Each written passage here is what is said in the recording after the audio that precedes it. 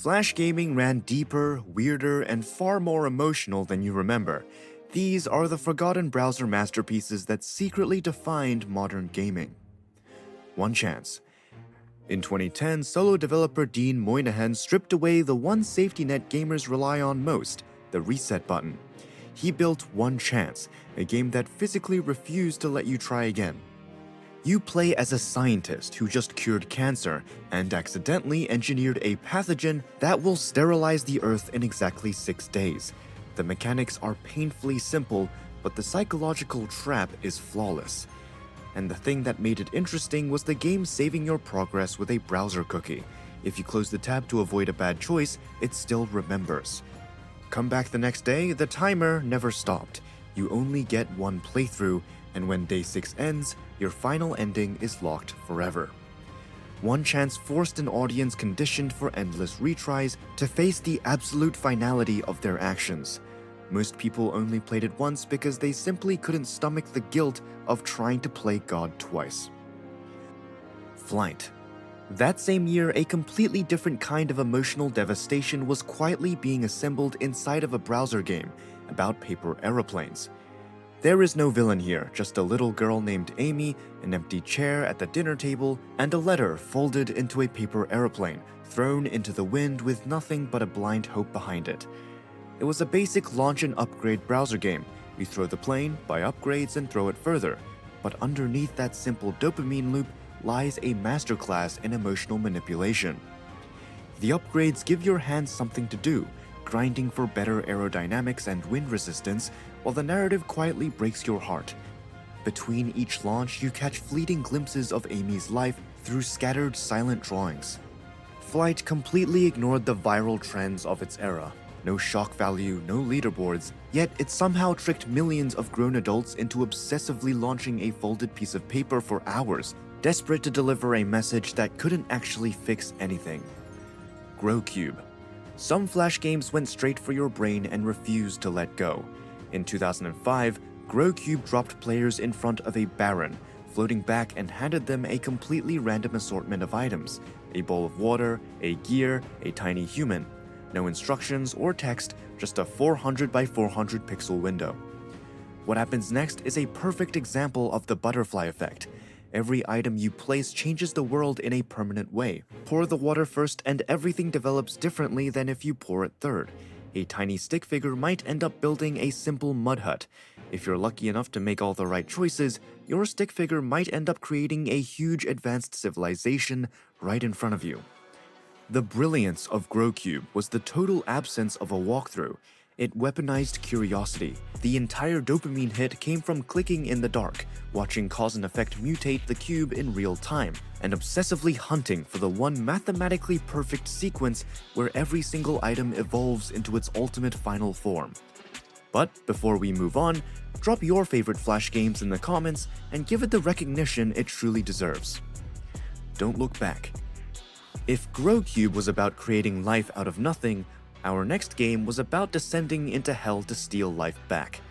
In 2009, indie developer Terry Kavanoff built a game in exactly 48 hours. He used only 4 colors and excluded any dialogue, cutscenes, and names.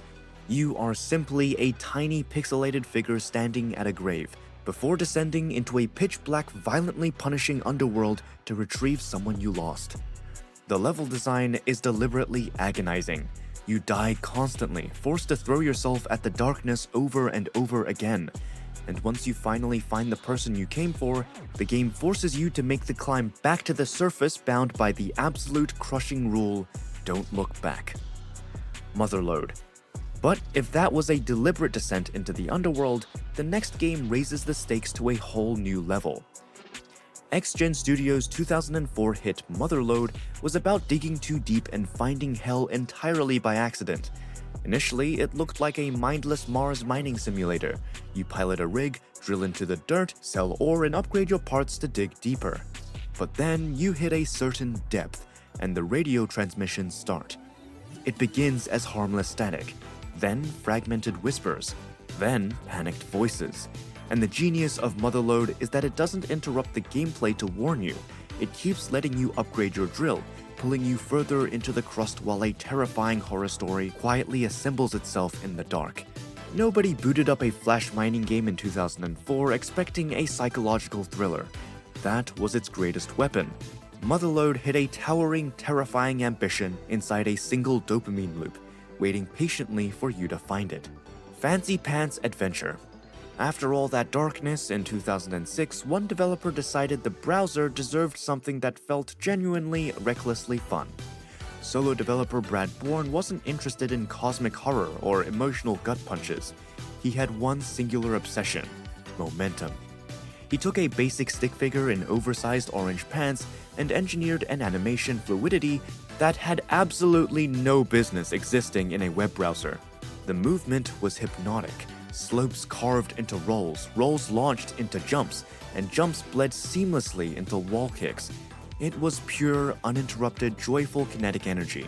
Level design and enemies were entirely secondary. The movement was the entire point.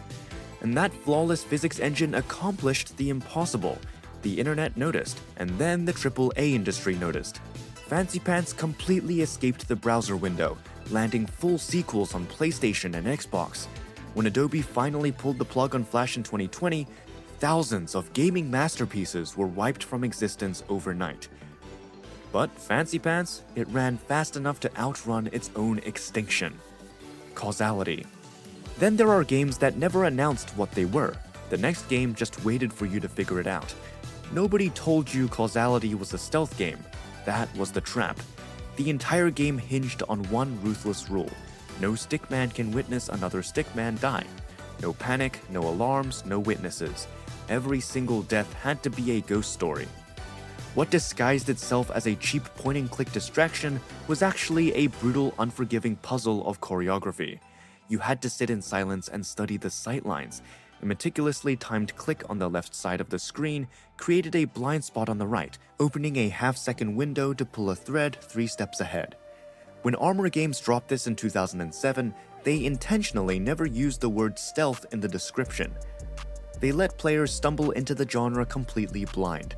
Right around the 3rd level, the trap snapped shut, and the realization hit you. This wasn't just a browser toy, it was a high-stakes assassination simulator. Finally, let's cover 3 extra secret Flash games, simply too good to ignore. In 2004, 2 Canadian developers built N/The Way of the Ninja. It was a minimalist Flash platformer with level design so surgically precise it became a legitimate case study in indie game development. No story, no spectacle, just a stick figure ninja and physics that demanded absolute mastery. N was one of the first Flash games to generate serious critical discussion about game design itself, not just gameplay. The sequel, N+, escaped to Xbox Live Arcade and DS. The series is still active today. The original is almost completely forgotten. That's the crime. Dino Run. In 2008, Pixel Jam built Dino Run around one singular primal image, a wall of extinction chasing you across a prehistoric landscape. Pixel Jam ran a pay-what-you-want donation system. Any amount, 1 cent to $100, unlocked cosmetic dinosaur customization. They made $4,000 from it. This was before Kickstarter existed, before anyone had a framework or vocabulary for voluntary game funding. Dino Run accidentally invented an entire funding model inside a browser game in 2008, and almost nobody knows it. Dino Run was about escaping extinction, but the next was about escaping detention. Riddle School. Riddle School was an escape the classroom point-and-click series where you play a bored student with the goal to get out. The series grew to 5 games plus a spin-off. Then John Crome released a fake Riddle School 4 as an April Fool's joke, watched his entire fan base erupt, and dropped the real game the very next day. The internet lost its mind twice in 48 hours over a Flash point-and-click about skipping class. Then he walked away, retired from Newgrounds entirely after completing the series, saying he'd done exactly what he set out to do. A creator who finished something and left on his own terms. In internet culture, that's almost unheard of. Flash is gone, but the psychological impact of these masterpieces cannot be erased. Subscribe if you want to uncover more buried internet gaming history.